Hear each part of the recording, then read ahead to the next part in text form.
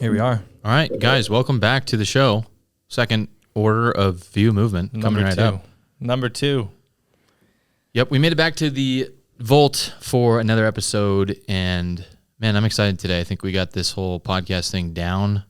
We hopefully look a lot better on This is camera. going to be a good one. Yeah, the first one just it was a bit of a come in and throw it together. Luckily, with the experience that we've had filming over the years, filming ourselves, filming each other, it's made it a lot easier. But You look solid right now. The light coming in, it looks looking dramatic. good. You as well. Looks like you might say something really good. Like we I'm might as well talking. be on Chris Williamson's podcast. Yeah, I feel like there's some knowledge about to Well, come we're about out. to drop some bombs. I want to jump right into it, man. I'm not even going to try and lie to you about it.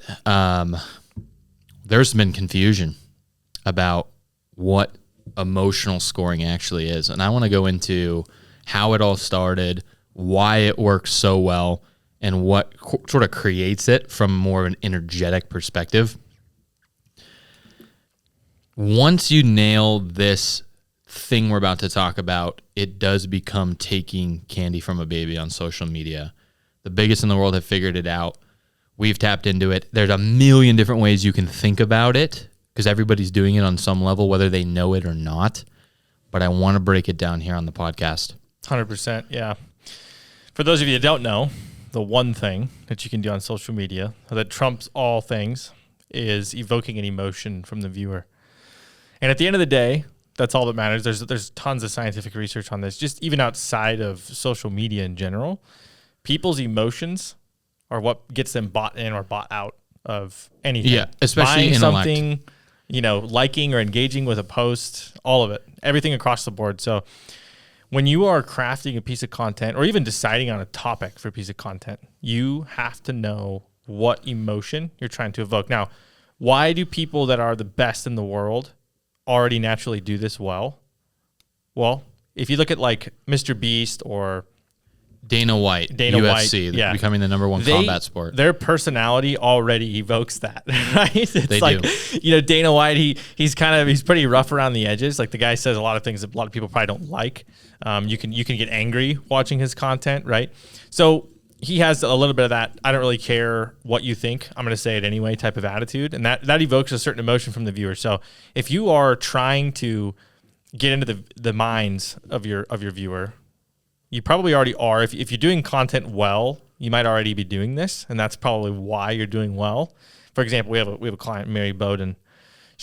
Her content very specifically evokes a lot of, I would say, intrigue, and as an emotion. See, this is where it's even difficult for me to even say, like the emotion that it actually brings up. Yeah. And that's where you have to look at like an actual emotion wheel. You do, and I'm looking at one right now. And it's difficult because as people, we kind of just move through our lives. We're not thinking about these things on a daily basis, right? It's like back to kindergarten a little bit.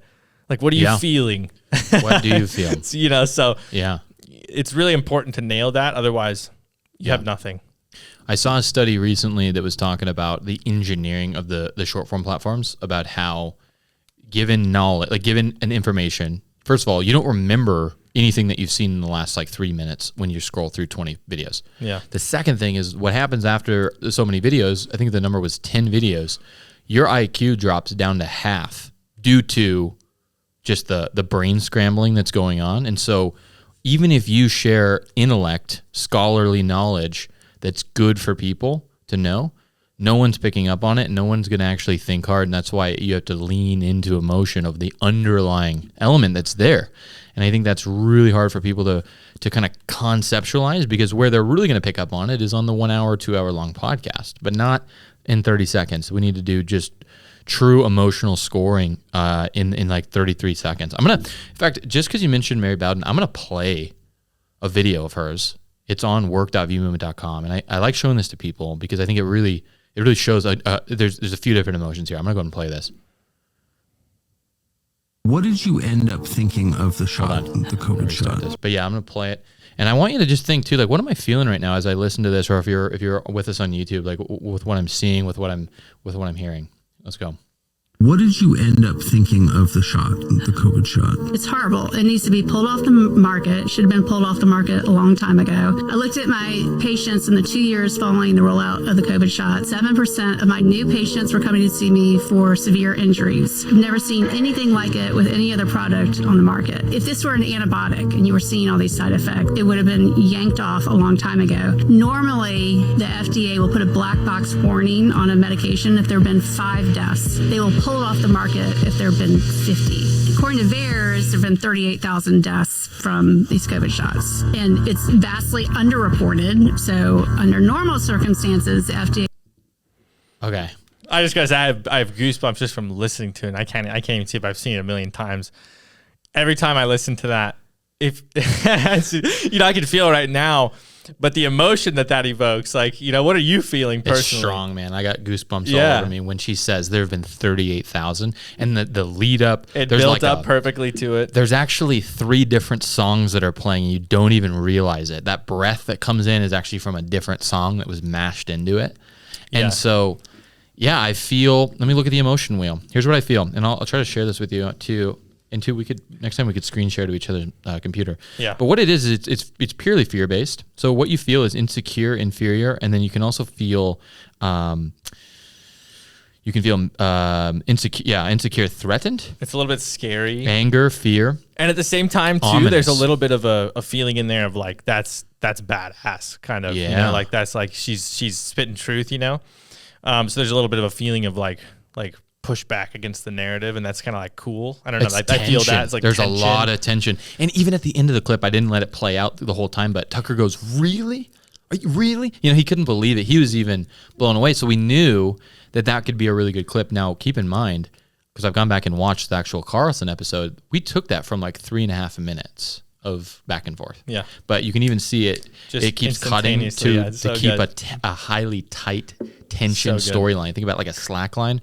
We pulled all the slack out of it and made it really tight, and then drove those emotions home. And yeah, if your hair's not standing up on your arm when you watch that video, there's something wrong, because let's look at the results, right? 100%. Let's look at the results. It's 2 million views on Instagram, but that's not the craziest part. Let me go ahead and click on it. You might hear it. What did you end up thinking? On social, on Instagram, it has 120,000 likes and some crazy odd like 10,000 comments. It's a really good engagement rate. That's really good. I mean, there's a lot of people that were watching it felt, that's what it is. That's the difference between, watching something and reacting or engaging with it and not, right? I like to give the analogy that it's like a piece of bread that's just 3 ingredients, water, flour, and salt. Yeah. Right. It's going to taste a lot different than a piece of bread with like the sugar and everything else in it, like a cinnamon roll, if you will. And that's what this does, is it gives that absolute just pleasant feeling, inside of you, versus something that's bland on social media that just, like that's, which is 90% of it, I mean, honestly. So if your stuff's getting tested out there, you've got to be able to match up with the other 15 reels that someone's just scrolled by. Yep. And so this is just immediately grabs your attention, and you're just, by the end of it, you're just like, it builds suspense. By the end of it, you're just like, give it to me. And then she drops it, like, she does. It's great. So. And then she does another payoff. So it has a dual payoff, which is not standard, but still, there's another payoff that says that they're giving it to kids and doing all this stuff. And so then, she drives that mission home that she set out to do. Yeah. And so that's a really good example of somebody, they actually have a lot of data and research behind what they're doing, but without emotion, I don't know how many people would have seen that clip, because people are just, we're hungry hippos for a little dopamine hit. Dopamine, pure dopamine. That's all that matters. Like by the end of that, that's what it really is too. Is it boils down to that. You get the emotion, right? You build the emotion, but ultimately the reward is the dopamine. Yep. That's the reward for watching the video, because the hook should introduce what's going to happen by the end of the video. You should have some sort of a loop open in your mind where it's like the hook grabbed me and I'm kind of waiting to see what's going to happen. And then at the end of it, the key to all of this is rewarding that. Yes. And that's where a lot of people miss, payoff. because if you don't reward the payoff correctly, no one's going to engage. They're just going to swipe right by. It's going to ruin your engagement on your video. Yep. That's it. So that's the difference, is like the payoff that was actually given. That's where we felt the goosebumps, and we're like, that's what's going to make people like, whoa. Yeah. I got to like follow this chick. I got to see what else she's talking about. I got to like this. I got to comment, leave my 2 cents. 100%, 100%. And even comment wars are kind of good because then you get people that are commenting and they're watching the video in the background, and that tells the platform it's good. Now, one of the things I do want to bring up, though, is just for the folks in the back that are listening to this, what the formula actually is. Because you and I know, anyone that spends any time on social media knows, anybody knows. Anybody online that does any kind of short form stuff knows the formula. A lot of times you hear it as hook, story, reward, right? I think ours boiled down is hook, build, reward, right? There's a building of the story, and it's almost like a mini documentary in a short amount of time where you have the hook. I'm intrigued, curiosity loop is opened. At the top, you have the build, and then it drops down to finish the clip, and that's where you get the loop because you get resolution, you get a payoff.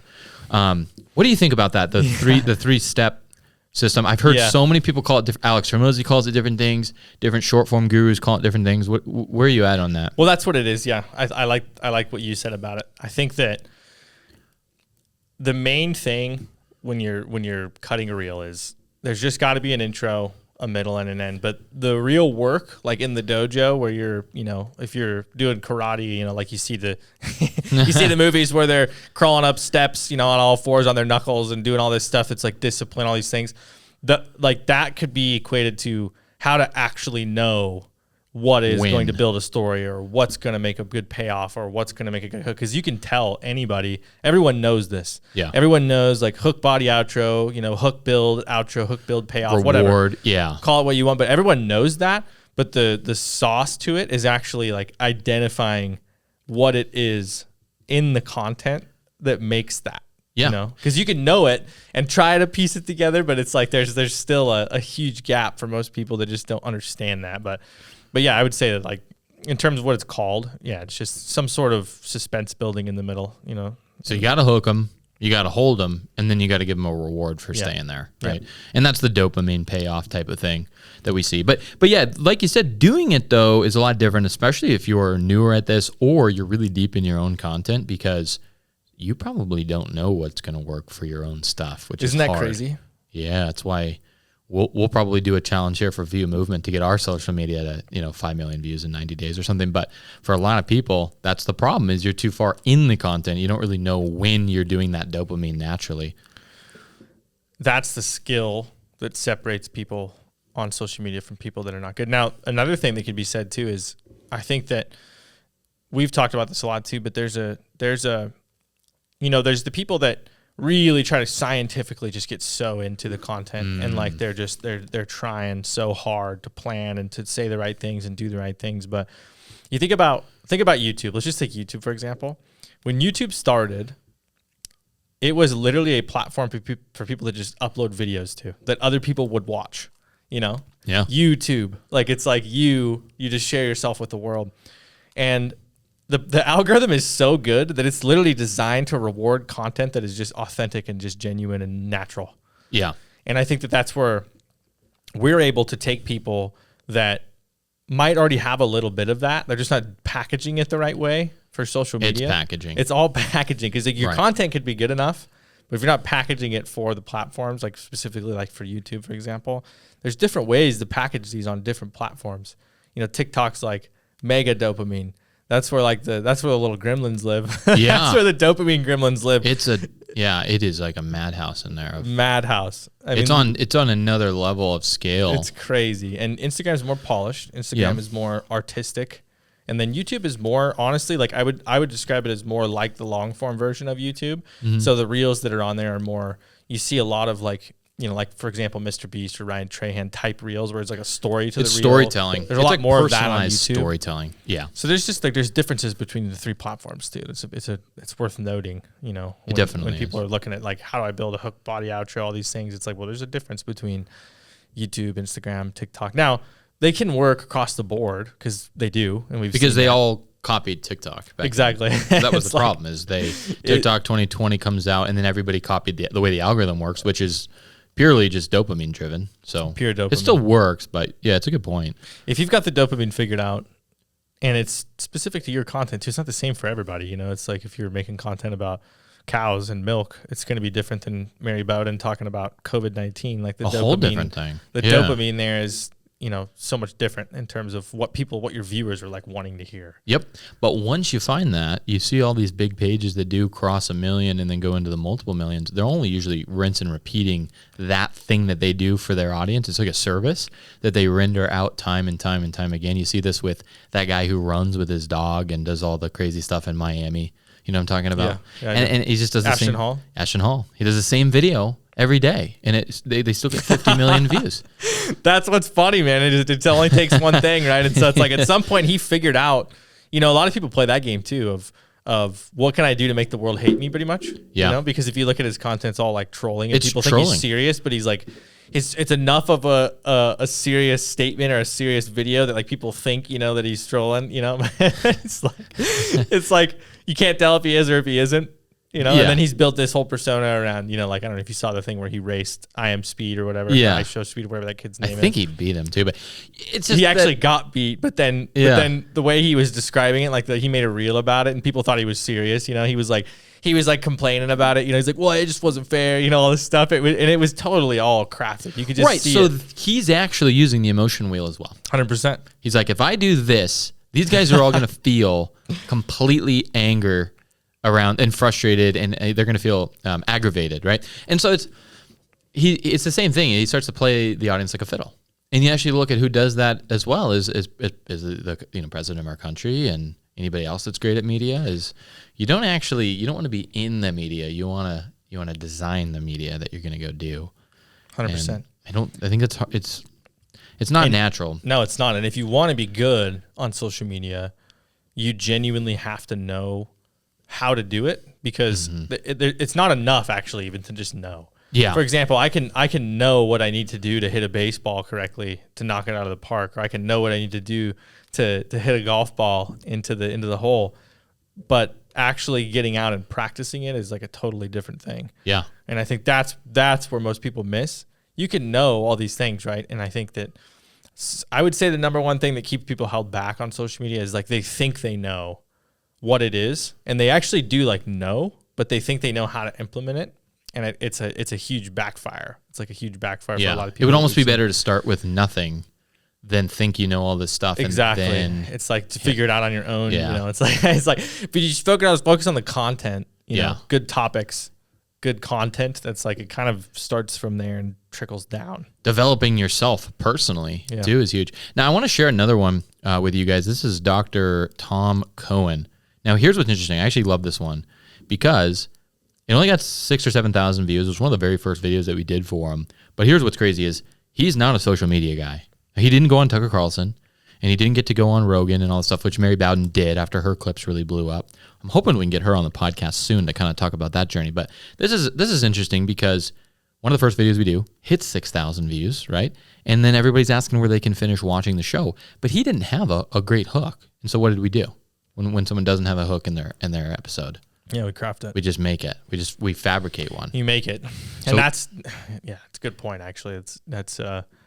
We've gotten so deep into this, obviously, that we actually know how to craft them from scratch now. Yep. Because before it was even about just identifying things in the content. Well, not everybody has or speaks in hooks. They don't. You know? And Carlson does. If you actually listen, I'll just play this. Let's listen to this real fast. What did you end up thinking of the shot? He's literally they teach that in sales, like really curious, like so. What did you End up thinking? Like just the way he says it, even. Yeah. It's pretty crazy, But so this guy's just vibing out. It's just like it hits all the points, man. You get the controversial topic, you have the perfect hook, the way that he introduces it. Those two things alone, and then the way that it's edited and the suspense that's built. It's crazy. It's I mean, good. it's the difference between a video hitting maybe like it might have hit like 100,000, maybe 150,000 or something without it, but then you amplify it by I just checked it is 4.9 million across Instagram. Instagram alone is like 2 million of them, but still. And so what's that going to do for your personal brand? Well, I think it got her at least 20,000 subscribers or followers just from that. Yeah. it's Okay, I'm crazy. gonna play this one really quick so you guys get an idea. Doctor answers the question, which diet is the best for heart disease? In the 1920s and 30s, there was almost no heart disease in this country. In fact, there was an interesting story of the guy who invented the EKG machine, which we use to diagnose heart disease, was a Harvard professor, and he offered it to the Harvard faculty, and they said, no, there's no use for this. It was very clear that their best foods were butter, cream, and eggs. That's what most of the people tried to get. And if you look at a cookbook from 1920, it was all about butter, cream, and eggs. Those were the health foods. So if that's true, and we all agree, how is it possible that those foods, given that there was no heart disease, are the foods that cause heart disease? Like, that should have been the end of the debate. Doctor answers the question, which diet... So you didn't get to see it. We'll have to do a screen share next time. But they put these images in of like these ladies in the 40s, right before the hook drop, of like, well, then why are we talking about butter? And like, that was another emotional piece. Obviously, you have the background music. I was going to say the music on that one was huge. Like, if we played that back without any music at all, like the music selection alone on that was just so big. It matched his vibe perfectly. Yeah. The energy that he went into it with was like, at the beginning of the clip, he's kind of smiling. He's like, back in the day, you know, and then with that music, it really, really hits, and it's matching the energetic tone for the speaker too. And you know it's done correctly when you almost can't even put a finger on it. Yes. When you almost can't even like sit here and be like, what emotion was that? I don't know, but like I felt something. Yeah. You know? Yeah. Like, I'm not sure what it was, but I did feel intrigued to keep listening to this, you know, and just the way he's delivering it and everything too. It's all in art. Yeah. And that's what I tell people too, when we do look at viral score and things like that, is we don't always know down to the emotion what people are going to feel. And one of the questions I got last week, which I didn't have a very good answer for, is how many emotions can you have in one reel? That's a good question. And, you know, actually, here's the interesting thing about it, okay? Just to take a step back, the way that this even comes up is specific to each person and their content, because we couldn't have made that reel necessarily be something just super, super happy and joyful. And, you know, like there's boundaries to how you can actually craft this. And that is solely dependent on the type of content that you cover, who you are as a person, how you deliver it. So you kind of have a natural way of delivering content. You kind of have a natural tone that comes out, and we take that and we match it with, you know, trending sounds that are going to perfectly match to your already existing vibe. Yeah. That's what I would say, is that you have to know what kind of vibe you have to begin with. Like if you're more serious, if you're more playful, if you're more, you know, obviously we've worked with comedians before. Yeah, and that's so a whole it's a whole different thing, and that's even more difficult difficult because, like, you know, that's comedic timing and everything is like really, you know, we've had a lot of people just, you know, really, really concerned with their reels, and, you know, we crushed obviously, but still, it's hard like, though. It's a very tough thing. So to much do. different. So there's a natural cadence to the, like, even us in this right now, like the way that the reels would be cut. You know, it solely depends on how we're having the conversation, the lighting, the everything. Yeah, it all plays in. You know, and that's what's so cool about it is there's a natural tone. That's what, like, obviously our team takes that and they know how to craft it into something based on the already existing tone, which is really cool. Most of the time, it's intrigue. Most of the time, we're looking for topics that are, you know, pretty. How would you say, controversial? Right. Now, how did you design that for the team to follow? So we started designing that based off of, actually, we were just talking about this on the way over here. That's interesting. We recognize these patterns in the news. We recognize these patterns from mainstream media, these are tools and tactics that are as old as time. I mean, honestly, you know, like think back to like even the 17th century when they would have plays.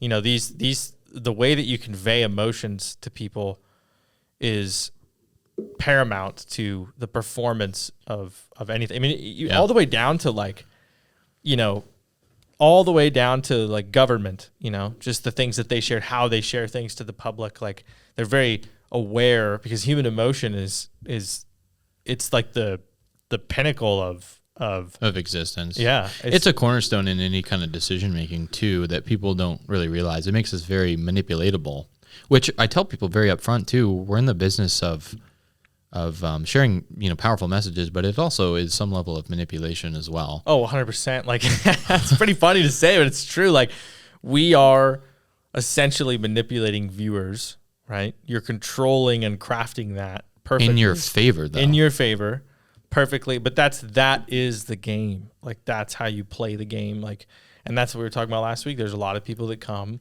with like these big followings or whatever. Like maybe they had a couple videos that did well and they're like, well, what's going on? You know, I don't get a ton of views anymore, but I'm still like, I have a notable name. I'm still doing, well, if you're not playing that game, it doesn't matter. No, it's a game. It's totally a game. And I'll go back to this slide. If you're watching on YouTube, it's all part of your funnel. So you have your top of funnel, your middle funnel, and your bottom of funnel. Discover, engage, convert.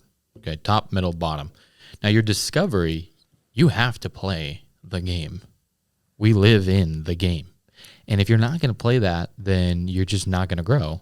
But where you get your real message across is in your middle of your funnel when people are curious enough about who you are. Then you can share all you want. You don't have to be as tight and as specific. So even us, if you're watching this whole episode, you probably saw a reel and then came back and watched or saw some other top of funnel that got you here. 100%. And so if you're feeling uncomfortable about it, then tough luck. Pretty much. I mean, honestly. But yeah, I think when people start to see that full circle and go, okay, so we got to craft these with emotion, not just logic. I think people don't care what I think about these subjects. And I'm like, not as much. No. This is what most people are doing. They're making content and they're chopping it up into reels with no sort of specific. This is like, again, like this is something like Opus Clips would do. It's just taking a section, cutting it up, no music or anything, just some very basic captions and throwing it up. that doesn't really fit it, and there's no song. Like sometimes we'll do multiple songs that cross in. Like it's actually so worse important. if they try to put music because it doesn't understand emotion. We talked about that actually in the last week's episode and got deep into it. 100%. Yeah, and that's the biggest thing I think is we see that the most. Is that people are trying to, we just signed a client recently under NDA that their content before us wasn't necessarily bad. It was just the way that it was structured. And immediately when we signed them up, the performance went up just because of the way that it was structured. Like even some of the same topics or content that they already cut, we just made it more intriguing to watch. Yeah. You know? And that's what a lot of people do is just like they would just take like for example, if you're making a podcast or you're just trying to record content or even if someone's following you around with a phone, I don't know, on vlog type stuff. If you're just only cutting it, and there's no sort of pre-thought or afterthought into like why you're cutting it the way you're cutting it or music or, pacing of the editing or anything like that, you're leaving so much on the table. Like there's so much left there. Like just billions of views. Think about it. Like a few simple tweaks to a short form reel is your difference between 100,000 views and 6 million. Just like that. And all it took was just a couple of, like if you're even decent at editing, 30 minutes extra to just look at the pacing and the, how you're actually crafting it to piece it together. And like, that's what people miss. Like there's so much left on the table that people don't realize. Yeah. They have a lot of value to give and it's not being packaged right. And that's the issue. I remember being at the gym at Planet Fitness and looking up at Fox News and CNN on a really big thing that had just happened where President Trump came out and said something. Both the TVs and the headlines were saying completely opposite things. And I remember going to Chick-fil-A with you and we were talking about that and we realized everything comes down to packaging and how you actually say the thing.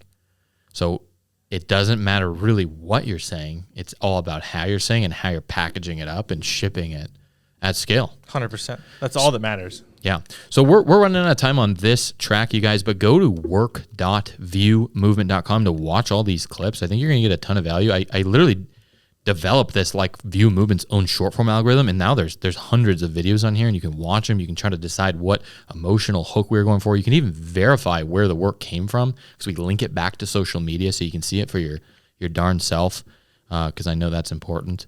And yeah, millions and millions, billions of views that we've done using this method. And I hope that today you got that value that you were looking for. Now, this is stuff you can do yourself, or you can head to viewmovement.com. Let's get on a call. You'll literally talk to me or someone else on the team. And I mean, why not, right? Billions of views are on the other side of it. Well, one of the things that we've been talking about, obviously like our business has evolved pretty drastically over the course of the last 3 years. And it's funny because it's evolved, but then also like reverted and then evolved and like reverted. And so much has changed within social media. And I think it would just be really good to talk about why we do what we do. I think that might be confusing for some people even. It's like, why are you guys doing, like why Truth Seekers? Why, what is so special about this? Like, and why do we feel like we can serve them the best? In your opinion, I know that a lot of the beginnings of View movement were specifically revolving around. No, it's not. Is it me? No idea. That's nuts. I don't know. That was weird. Somebody's just playing some jingles for us. Somebody's playing the Jinx keys, dude. Okay. Holy Toledo. All right, let's do it. Let's get back in the. I don't know where that music was coming from.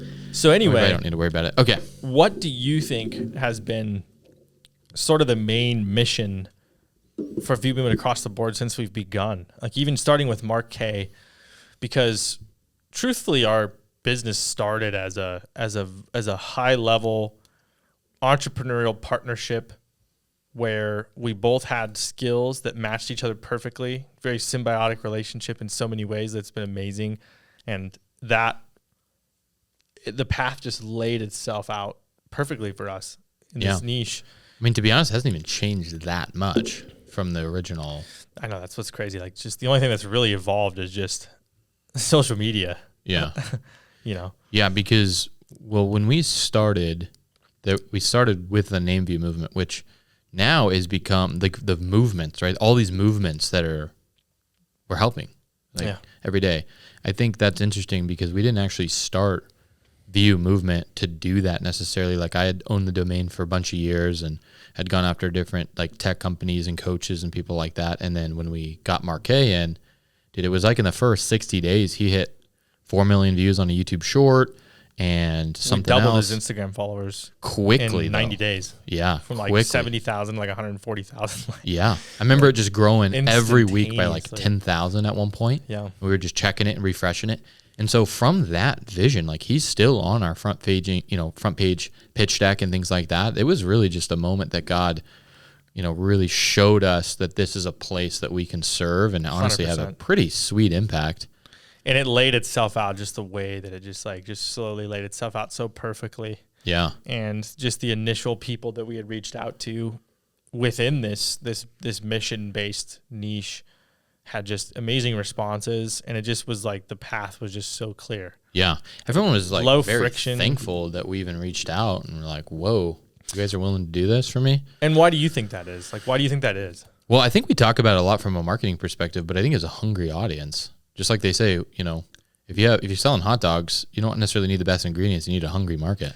That's what I was going to say too. I totally agree. Like most of these people have been so suppressed on social media for so long, or they just don't know how to break through. Like a lot of these people that we serve have incredible voices. Like just the things that they have to say, regardless of what anyone thinks, about it is so important to get out. And we're very, very proud. I mean, I talk to the team regularly about how much of an impact we had. I mean, we had 250 million views in about less than the quarter leading up to the election, which, and a lot of our clients are directly tied to that. Not all of them, but just directly tied to like politics in general. Oh yeah. Just and it's all different types of voices, all different types of truths. And I don't know. I truly believe that that's what, America was founded on too. And I believe that everybody should have that. Like everybody should have a voice on social media. I don't really like censorship aside from things that just shouldn't be on there, like just there's some obvious stuff, pretty bad stuff, but yeah. Well, I think what's interesting, and this is what I tell a lot of people on calls is, well, I get asked this a lot. Where do you guys stand politically? Right. And one of the things that I'll say is, okay, imagine Joe Rogan, but the evolution of Joe, just wanting to have conversations with people to give different types of voices a platform. And I think that's how we started. Has it tended to lean definitely right wing and more freedom fighting? You know what it comes down to is some deep libertarian values. I would never wave a flag and say I'm libertarian necessarily. It's just not something I've really identified No, with. but the values align. I feel the Anti-government. same way. Like it's just Yeah. like it's you know, there's a lot of radical movements on both sides. Yeah, there are. And I think that can at times get to both of them. We've talked about that a lot. It's just like, I don't know, man. Like, you know, there's a lot, there's a lot going on in the world. And I think that neither side really is like, you know, so because justifiably like I would go to war for, you know, and I agree. Like, I think it's more of like a libertarian type stance. because I think that there should be freedom in that. And I think where social media plays a part is because it's we just talked about it in the last episode, emotionally guiding people down different paths. It's important for everybody to have access to that. But, you know, I think, you know, freedom for all is what we all want. And the way that it's kind of guided our company, at least, is people who are kind of anti-government, anti-censorship. Yeah, the mission just matches. Like, it just matches. Anti-status quo. Yeah. Our outward, you know, mission, all of our marketing and everything, it happens to match that. But like you said, we're not on there like declaring, you know, red pill. We're not on there declaring that we're Democratic or that we're Republican, or, you know, there's none of that. It's just like, that's the mission. It's just that we believe that freedom above all, everybody should have a voice on social media, specifically people that are trying to get truth out. Because ultimately, I think people should be able to decide for themselves. They like should. If you watch something on Instagram or on the platform, should not be deciding what's factual. No, and what's not. Like, people exactly. should be doing That their was- research and I think that's really it. You know, it's like less of a political thing. It's more of just like, hey, you know, I think people should just, anybody that has something to say should be able to get up on stage. I mean, think about it again, like 17th century or something. Like, people would get up on stage, you know, and share their beliefs. or, you know, and you would go to watch people even that had like radical beliefs about things, and you would maybe buy into it, maybe not. And so like the people get to decide on their own. Yeah, You know, and I they think still do our that. founding fathers would even agree with that. Yeah, You know? exactly. And so anything otherwise, where certain people get a stage and certain people don't, is actually ludicrous. And I don't think anyone can really, you know, refute that, to be honest. And so that's where I think our message really, really lands, because everything is always in an ebb and flow politically, right? So we just came out of a really blue territory where we went through the woke pattern. That's no longer quite so cool anymore. You got the Nelk boys and all these other people and all the culture stuff happening that really is swinging right. You got RFK, got all these things happening where now it feels really good, and it feels more free to be, you know, if you look at how we voted, we voted more red, right? But I do think that it's actually going to, I mean, I know it's going to swing blue again. It will. Yeah. It's Because- just this natural, Because back and no one forth has and the back and correct forth. answer. That's why. Yeah, and it's funny if you look over the course of history too, like the Democratic Party and Republican parties have like swapped Yep. many times, like in terms of like the beliefs and like, you know, what would be today, you know, more Republican could have been, you know, 60 years ago more Democratic. Right. It's Or really if you look crazy. at, okay, the woman staying home with the kids, raising a garden, and only eating grass-fed beef 10 years ago, you were probably what? Yeah. Democratic or Exactly. liberal. Yeah. Right? The garden, you know, and then now that's swung to It's where. like swung. So yeah, it's just so interesting, and I think we're less concerned with like the politics behind it, and we're just more concerned with like I guess you could say like just the human freedom aspect of social media specifically. Right. Yeah. Yeah. Well, I think we know fair and well that this movement that we're in right now is going to be a dictator of people's opinions and people's emotions, and it's going to influence more than we even realize right now in 2025. For sure. Now, did you see this, man? I wanted to actually bring this up. To be honest, this tells you how politically involved I am personally. Okay, I'm going to pull this up real fast. Speaking of the Nelk boys, they got in huge trouble for this. But it just shows how much social media plays a part in what we're doing. So Benjamin Netanyahu, who is the prime minister of he's the Israeli prime minister. Benjamin Netanyahu paid the Nelk boys $25 million for a hour-long episode where he came on and they gave, you know, they did softball questions the whole time.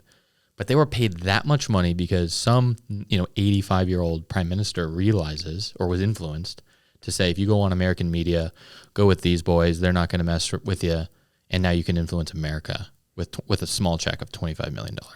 Yeah. That's crazy. So where does that take us 10 years from now?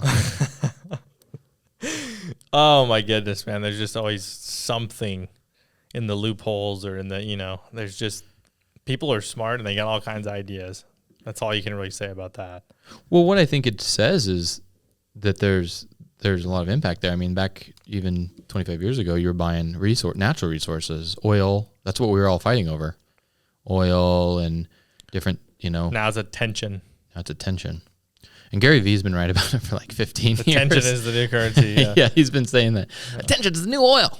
It's truly, but it took a while. It took 15 years from when he started saying it. So he was crazy. way ahead of time. It's so true though. Like, you think about what influences the world right now. I mean, Trump literally won the election. Yeah. Based off of social media. Being a social media icon, yeah. He came from... Like, what a smart play. Yeah. Like, it is. Truly, like just the work in the system there. So we have to look at social media now like this its own like entity.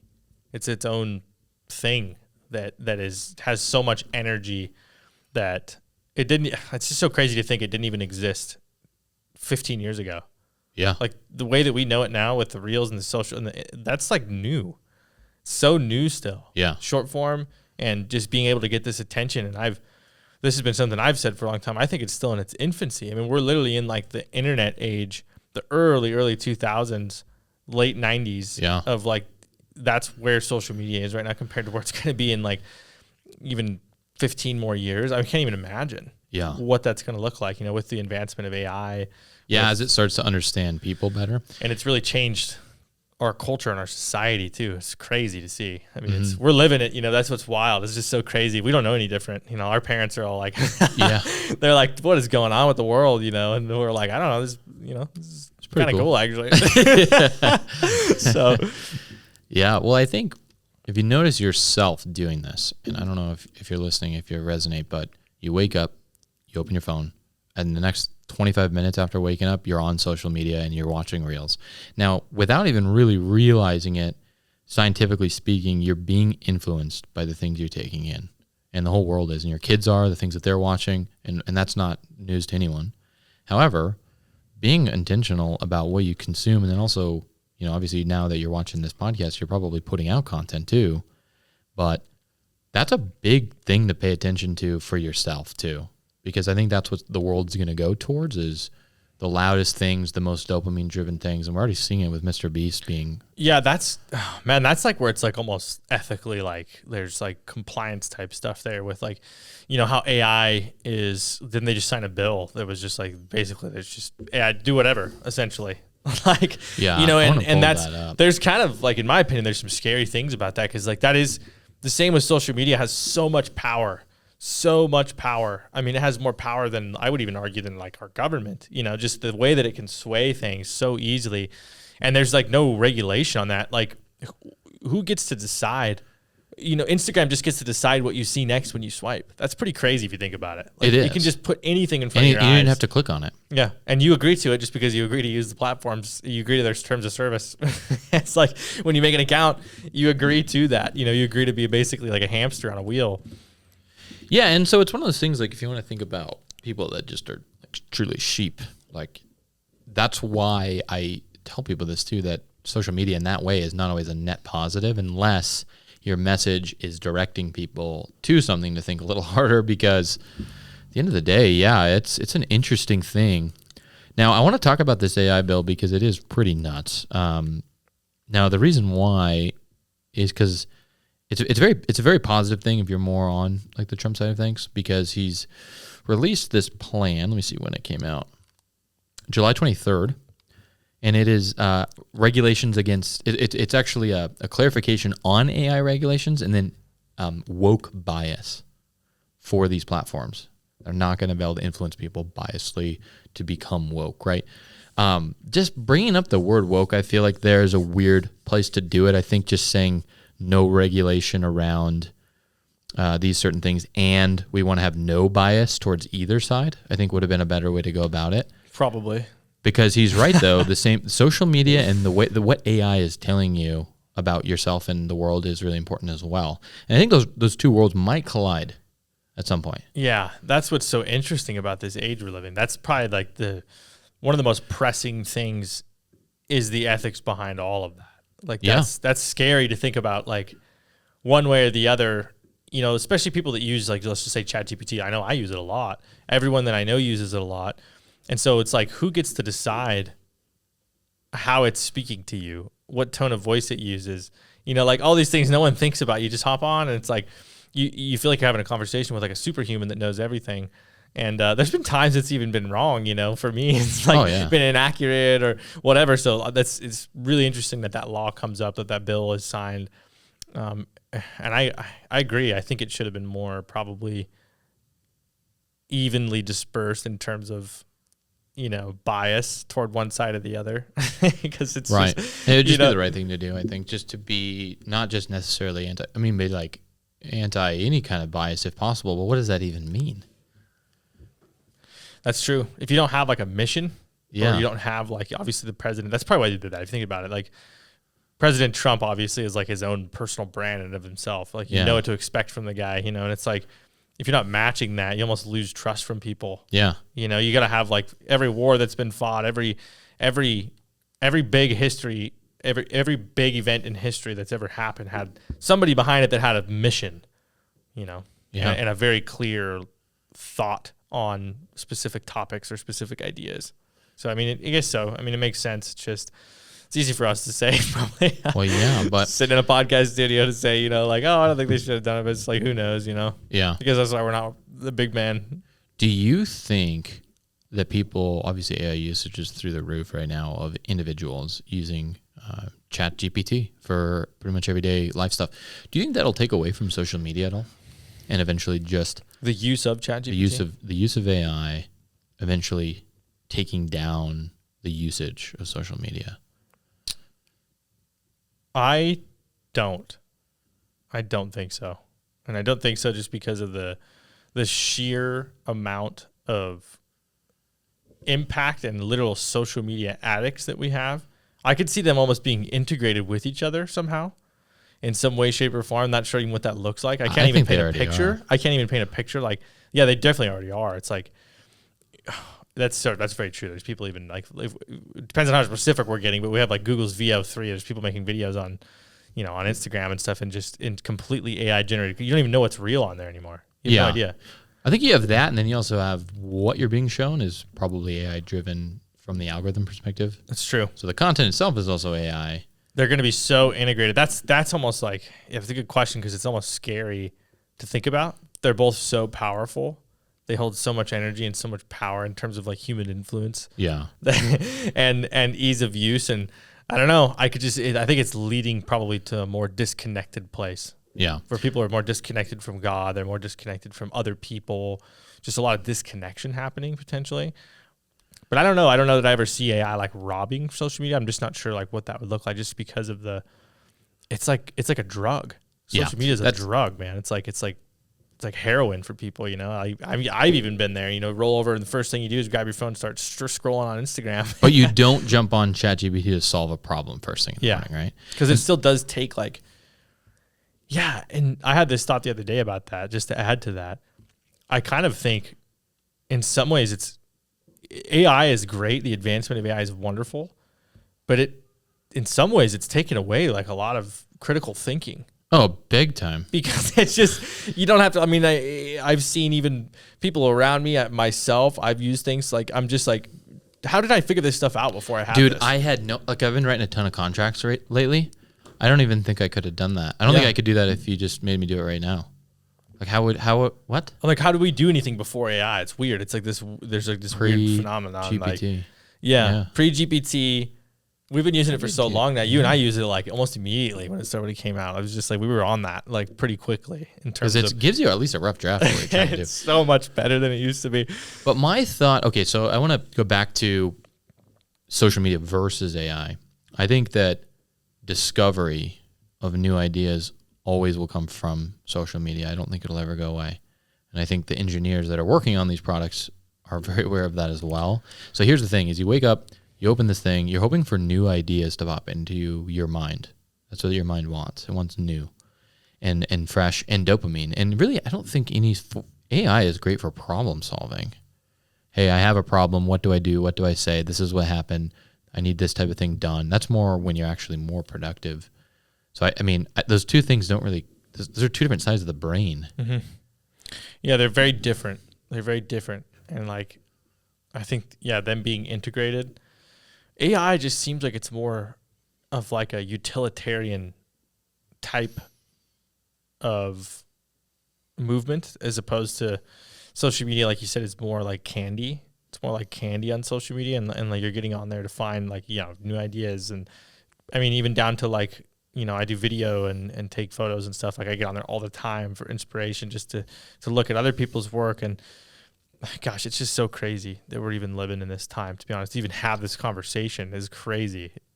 Yeah. I mean, honestly, AI is just something that I think a lot of people can't even comprehend. And I do think it's moving at a pace that's quite scary, personally.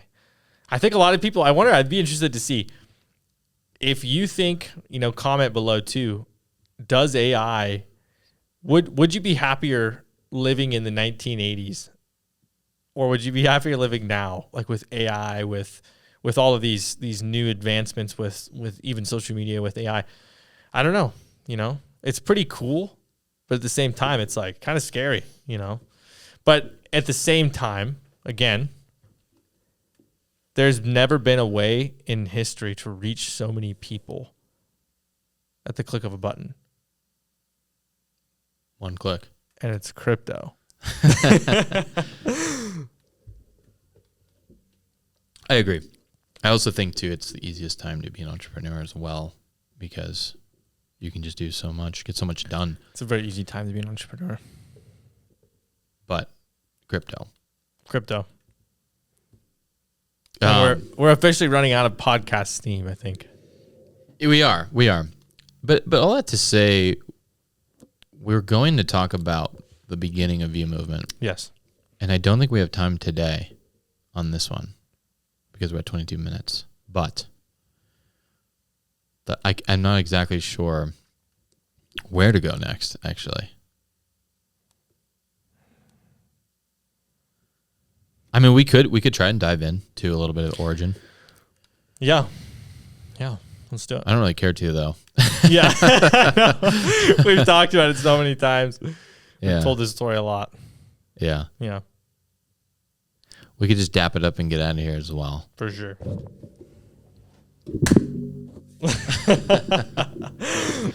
Do we want to record any reels, just like for the team, like just specific reels? Probably, yeah. Why not? Yeah. Should we have AI come up with some? You give me that. Sorry, you give me. I felt like you were on to a one just now.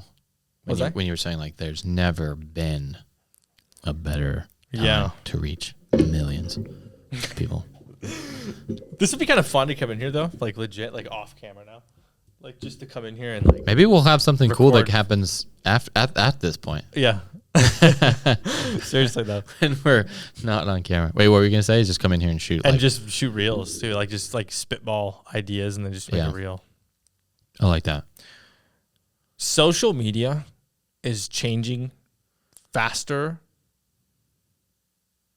than crypto. It's probably true though. It is true. It's very true. What are your thoughts on Bitcoin? I don't own any personally. Not part of the portfolio at the moment, but it's an interesting thing.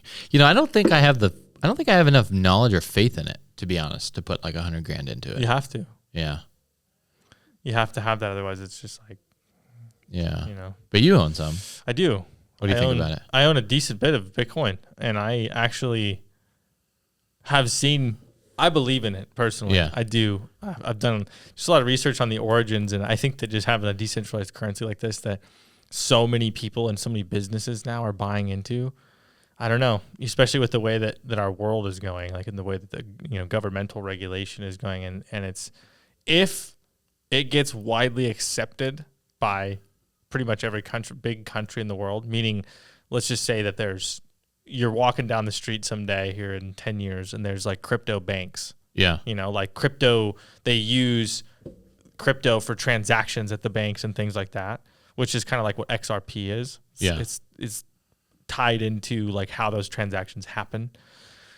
I think that could be huge, but I personally believe in Bitcoin. I do. So like the reason I know that I don't is because whenever I think about how much I would have, I would always compare it to US dollars versus just how much Bitcoin there is. Well, you know that's what I mean? the thing. I know it's like its own.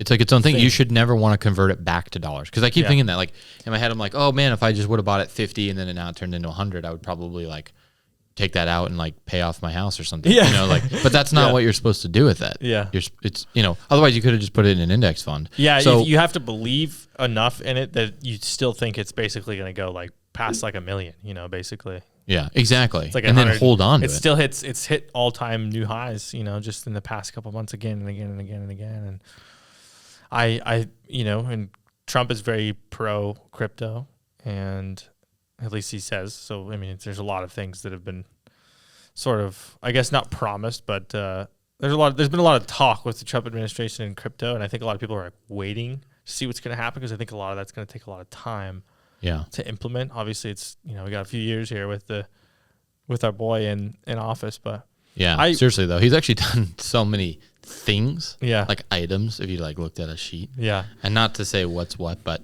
I bought it with the intention that it's going to go to 1 million. to 1 million. Like, Yeah. if it doesn't, then it doesn't, you know? Yeah. I just was like, I think this is, you know, because that'd be pretty much 10x of what I'd bought it for. And then if it's on that upward trend, you know, it's a limited finite resource like gold. Yeah. So Wouldn't you eventually then, it even becomes like more valuable if the trend keeps going, you know, the way that it is. And there's only a very specific amount of Yeah. Bitcoin.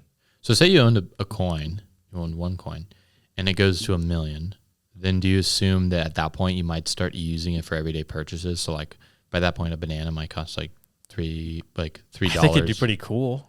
Yeah. I think that'd be a pretty cool world to live in, just like everybody living off a decentralized currency that no one has control over. Just the way that the blockchain's built, the way it's designed, there's no way that anyone can have control Yeah. of Bitcoin. And that's Yeah. what's so cool about it is like, I think it's like total free market, not even free market. It's like totally uncontrolled currency.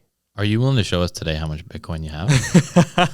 I would love to see a wallet. Maybe on another one. Maybe on another one. We put them on the spot.